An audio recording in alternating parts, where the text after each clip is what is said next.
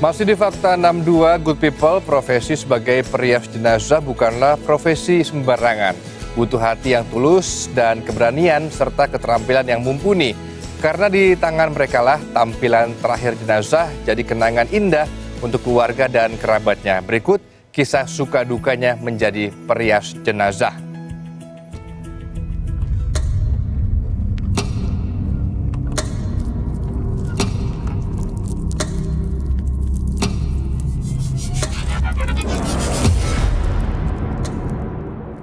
Sebelumnya saya pasti suka banget, saya biasakan diri saya itu memegang tangan jenazah.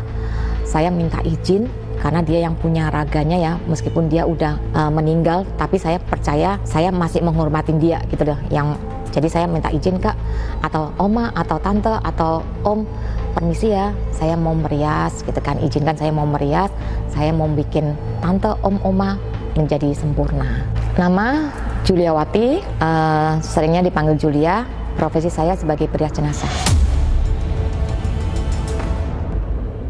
Lampu ini menjadi penanda jika ada aktivitas di dalam ruang transit jenazah ini. Julia menjadi bagian dalam perjalanan akhir jenazah. Meriasnya agar terlihat cantik saat dilepas keluarga. Kalau dibilang cita-cita, saya itu dari masih muda nggak terlalu punya cita-cita yang pasti.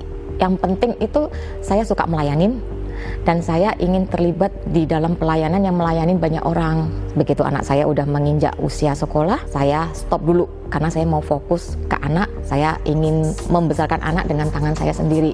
Jadi saya stop pelayanan itu. Waktu tante saya meninggal itu sekitar tahun 2014, kan tante saya dirias sama perias lain. Di situ saya melihat hasilnya kok nggak menjadi lebih bagus. Tante saya jadi menakutkan gitu kan.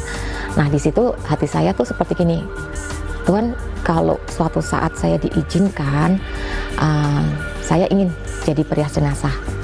Itu awal munculnya keinginan saya jadi perias jenazah. Bagi Julia, jenazah adalah klien yang harus diberi layanan terbaik. Dan sejak 2021, sudah ada 200 jenazah diriasnya. Berbagai kondisi jenazah sudah ditemuinya. Nah, kalau dihitung sampai hari ini, sekitar hampir 200 jenazah udah saya pegang. Itu. Yang saya pegang, yang saya rias itu macam-macam. Mulai dari meninggal karena sakit, meninggal karena kecelakaan, ada yang ya dalam tanda kutip dia memang mengakhiri hidupnya dengan caranya sendiri gitu. Sebelum memulai merias, jadi sebelum saya ketemu sama jenazah, pasti saya berdoa dulu ya kan. Saya sesuai keyakinan saya minta penjagaan dari Tuhan, saya minta hikmat sama Tuhan. Karena untuk merias jenazah tuh seperti ini, kita kan nggak ngerti kondisi jenazah itu seperti apa. Jadi ibaratnya sama aja kayak kita dapat hadiah, kita buka kado gitu, di dalamnya kita nggak ngerti. Suka dan duka merias jenazah jadi kenangan berharga untuk Julia. Yang paling terkenang adalah ketika harus merias jenazah korban kecelakaan dan jenazah yang kondisinya sudah membusuk. Yang paling sulit itu ada yang korban kecelakaan. Jadi kalau biasanya saya merias jenazah wanita itu durasi antara 1,5 sampai 2 jam lah. Itu yang terlama tuh 2 jam. Itu normal ya. Karena ini korban kecelakaan di mana mukanya aja udah penuh apa ya? Kayak luka-luka yang dia kena jalanan, kena aspal. Itu kalau darah yang mengering kan susah banget tuh untuk kita cover. Saya itu sampai 4 jam baru selesai.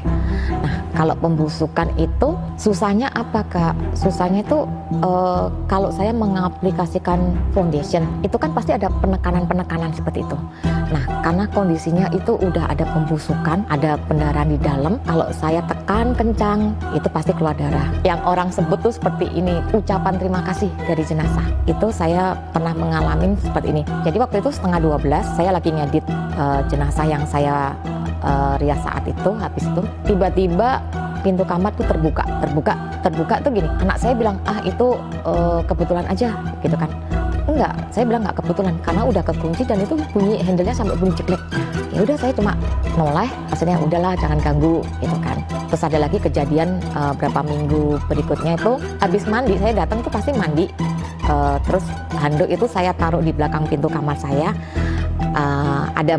Kan kalau ada apa gantungan itu ada 3 gantungan, saya taruh melebar gitu kan. Itu terus udah selesai tiduran, saya ngedit. Tiba-tiba waktu saya noleh, itu yang di ujung kiri tuh handuk itu jatuh. Nah, secara nalar sih kemungkinan ada yang bilang karena angin kali. Enggak, saya nggak ngidupin kipas angin. Karena AC aja saya nggak ngidupin. Jadi memang nggak ada pergerakan angin kan. Tapi handuk itu bisa jatuh.